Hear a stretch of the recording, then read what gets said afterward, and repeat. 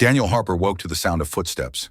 Not the usual creaks and groans of his aging Victorian house, but slow, deliberate footsteps directly above his bed, the spare room. But no one was supposed to be there. He held his breath, eyes fixed on the ceiling as the sound continued. 3 steps forward, pause. 3 steps back, a pattern like pacing. Daniel slowly sat up, ears straining. Impossible. He hadn't rented the room in weeks. Then the footsteps stopped, and the silence that followed was somehow worse. 3 days earlier, Daniel had listed his spare room for rent on a popular short-term rental site. Money was tight, and the house was too big for one person. He didn't think twice when he received an instant booking from a user named Mr. E. The profile had no photo, just a single review, quiet guest. The booking was for 2 weeks, starting that night. Daniel left the key under the mat, assuming he'd meet the guest in passing. But he never did. There were no sounds of luggage being dragged in, no footsteps on the stairs. The door to the spare room remained closed. Daniel convinced himself it was normal. Some guests valued privacy, but then he noticed the odd things. The faint smell of old cologne in the hallway. The way the door handle to the spare room seemed slightly turned, as if someone had been holding it. The cold air that crept under the door, despite the heater being on. Then came the footsteps.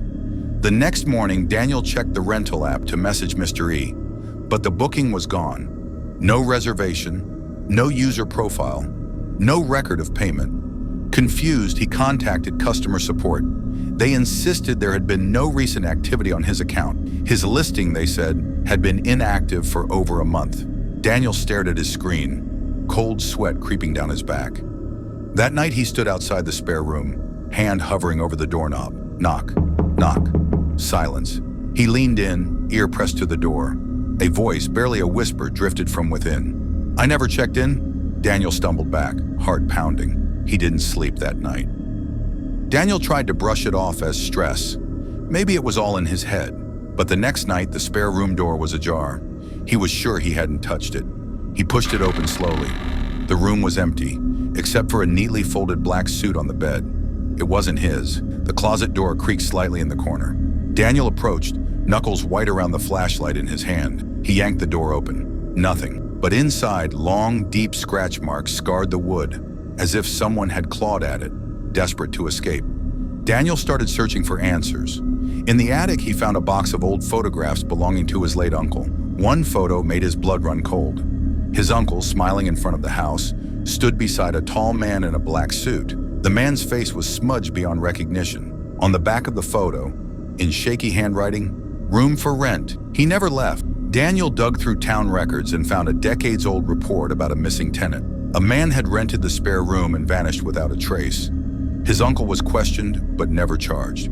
That night, Daniel heard the front door creak open, but he had locked it, and the spare room door slowly began to close on its own. Desperate, Daniel tried to seal the spare room shut. He hammered boards across the door, but in the morning, they were gone. The door stood wide open. On the wall inside, written in dark, smudged letters, "I never checked out." Daniel decided to burn the room, thinking it was the only way to end it. But as the flames licked the walls, a figure appeared in the smoke, a man in a black suit, standing perfectly still, watching, and the fire vanished. The house was untouched. Daniel was gone. Weeks later, the house was sold to a new owner. They listed the spare room for rent. The first booking came instantly.